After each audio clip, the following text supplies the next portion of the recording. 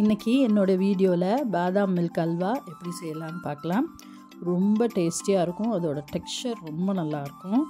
பாதாம் அல்வா சாதாரணமாக பாதாம் அரைச்சி செய்வோம். இப்போ இதை பாருங்கள், இந்த மெத்தடில் ஃபஸ்ட்டு இந்த பேனில் 2 டேபிள் ஸ்பூன் கீ சேர்த்துருக்கேன்.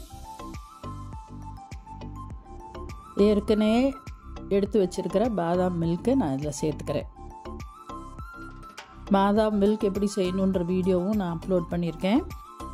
அந்த வீடியோவோட லிங்க்கையும் நான் உங்களுக்கு டிஸ்கிரிப்ஷனில் கொடுக்குறேன்.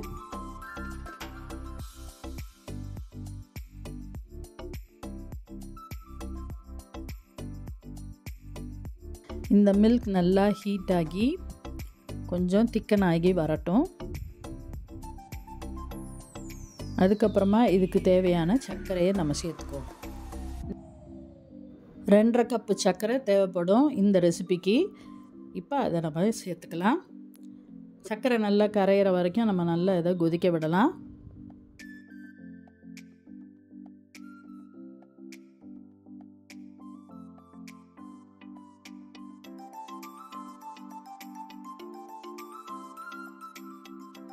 நல்லா மிக்ஸ் பண்ணி விடுங்க.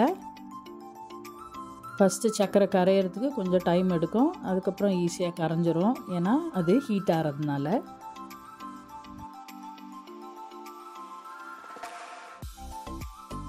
நல்லா சர்க்கரை கரைஞ்சிருச்சு.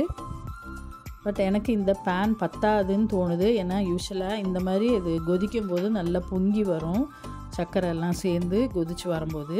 அதனால் ஆக்சுவலாக இன்னொரு பெரிய பாத்திரத்துக்கு நான் இதை மாற்றி ஆகணும். அதுக்கு முன்னால் நாம் ஒரு ஃபுட் கலர் சேர்த்துக்கலாம். 1/4 டீஸ்பூன் ஆரஞ்சு கலர் தான் நான் சேர்த்துக்கிறேன். நீங்கள் ஃபுட் கலர் சேர்க்கலைன்னா குங்குமப்பூ கூட சேர்த்துக்கலாம். அதோடய ஃப்ளேவரும் ரொம்ப நல்லாயிருக்கும். அதோட கலர் மைல்டாக இருக்கும். ஸோ இப்போ இதை நல்லா கலந்து விட்டுருங்க.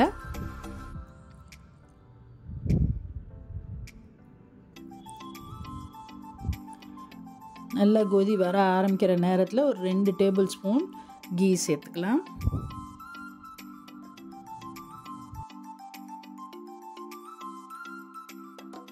இந்த அல்வாவுக்கு தேவையான இன்க்ரீடியன்ட்ஸ் இவ்வளவு தான்.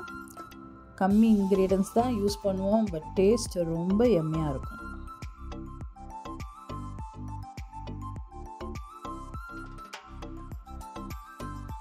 இப்போ பாருங்கள், நான் பெரிய ப்ரெஷர் பேனுக்கு மாற்றிருக்கேன். ஆக்சுவலாக இந்த குக்கரில் ஏற்கனவே நிறைய பிரியாணி அதெல்லாம் செஞ்சுருக்கேன். ஸோ நான் இப்போ ஸ்வீட்டு செய்யணுன்னா அதுக்கு முன்னால் நான் சொல்லி கொடுத்த மெத்தடு நீங்கள் பார்த்துக்கலாம். ஒரு செம்பு தண்ணி ஊற்றி நல்லா கொதிக்க விட்டோன்னா அது இருக்கிற ஆயில் மசாலா எல்லாத்தையுமே ரிமூவ் பண்ணிடும். அப்புறம் அந்த பாத்திரம் நம்மளுக்கு ரெடி ஆயிரும் ஸ்வீட் பண்ணுறதுக்கு. இப்போ பார்த்திங்கனாவே தெரியும், நல்லா பொங்கி வருது பாருங்கள். 3/4 பாத்திரம் அளவுக்கு வந்துருச்சு. அதனால தான் நான் இந்த பெரிய பாத்திரத்துக்கு மாற்றினேன். ஸோ இந்த ஸ்வீட்டெல்லாம் நீங்கள் செய்யும்போது கொஞ்சம் டீப் வெசலாக எடுத்து பண்ணுங்கள். ஹெவி பாட்டம் பேனு இல்லை ஹெவி பாட்டம் பாத்திரமாக இருந்தால் இன்னும் நல்லது. பாருங்கள், ஃபுல்லாகவே அப்படியே பொங்கி வருது. இப்போ இது ரெடியூஸ் ஆகிறதுக்கு ஒரு 10-15 மினிட்ஸாவது ஆகும்.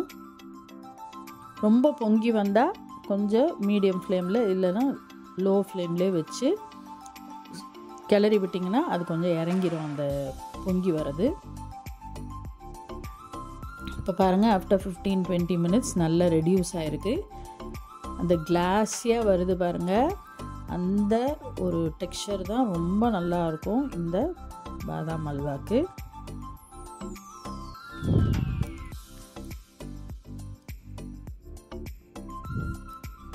கைவிடாமல் கிளறணும்னு அவசியம் கிடையாது. ஆனால் அப்பப்போ கொஞ்சம் கிளறிக்கோங்க, ஏன்னா கீழே அடி பிடிக்காமல் இருக்கணும். இப்போ அகெயின் 2 டேபிள் ஸ்பூன் கீ சேர்த்துக்கலாம். எல்லோரும் ஹாப்பியாக இருக்கீங்க தானே? இன்றைக்கி போல் என்றைக்குமே ஹெல்த்தியாகவும் ஹாப்பியாகவும் நீங்கள் இருக்கணும்னு நான் விஷ் பண்ணுறேன். நீங்கள் ஹாப்பியாக இருக்கிறதுக்கு ஒரே ஒரு டிப் சொல்கிறேன். யாருக்கும் அட்வைஸ் பண்ணாதீங்க, யாரோட விஷயத்துலையும் போய் இன்டர்ஃபியர் பண்ணாதீங்க. நீங்கள் பாட்டுக்கு இருங்க. இப்போ பாருங்கள், இன்னுமே நல்லா ரெடியூஸ் ஆயிடுச்சு. ஸோ அகெயின் நம்ம அந்த ஹெவி பாட்டம் பேனுக்கு மாற்றிக்கலாம், ஒன்றும் பிரச்சனை இல்லை. இல்லைன்னா இதிலே கூட நீங்கள் கிளறி எடுத்துக்கலாம்.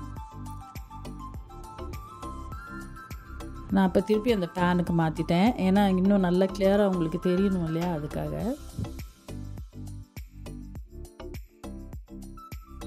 இது இன்னும் கொஞ்சம் ரெடியூஸ் ஆகி வரணுங்க. அது வரைக்கும் நம்ம கிளறி எடுத்துகிட்டு நம்ம வந்து சர்வ் பண்ணுறதுக்கு வச்சிடலாம்.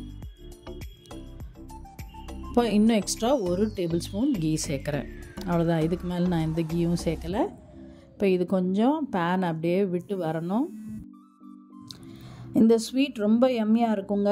நம்ம இந்த கம்பி பதம் பாகு பதம் எதுவுமே பார்க்க தேவையில்ல. எல்லாத்தையும் ஒன்றா கலந்து அழகாக கிளறி எடுத்துட்டால் போதும். ஏன்னா கொஞ்சம் டைம் எடுக்கும், ஒரு 10-15 மினிட்ஸ். ஏன்னா இது ரெடியூஸ் ஆகி நல்லா வரணும் இல்லையா, அதனால். இது வந்து பாதாம் பால் சேர்த்ததுனால தான் உங்களுக்கு இவ்வளோ டைம் ஆகுது, ஏன்னா அந்த தண்ணியெல்லாம் சுண்டி ரெடியூஸ் ஆகிறதுக்கு. இப்போ பாருங்கள், பதம் சரியாக இருக்கும். நான் உங்களுக்கு ஒரு இலையில் வச்சு காட்டுறேன் என்ன மாதிரி டெக்ஸ்சரில் இருக்கணும்னு. ஸோ இந்த மாதிரி தான் வரணுங்க. இது கொஞ்சம் வார்மாக தான் இருக்குது. இன்னும் கொஞ்சம் ஆறின பிறகு ரொம்ப ஹார்டாலாம் வராது. இப்போ பாருங்கள், இலையை தொடாமல் இருக்கணும், அப்படியே அது இலையை விட்டு வருது. அந்த மாதிரி ஒரு டெக்ஸ்சர் தான் நம்மளுக்கு தேவை. இந்த பாதாம் மில்க் அல்வாவை ட்ரை பண்ணி பாருங்கள், ரொம்ப நல்லாயிருக்கும். ஆர்டினரி பாதாம் அல்வாவை விட இது டேஸ்டியாக இருக்கும். லைக் பண்ணுங்கள், ஷேர் பண்ணுங்கள், சப்ஸ்கிரைப் பண்ணுங்கள்.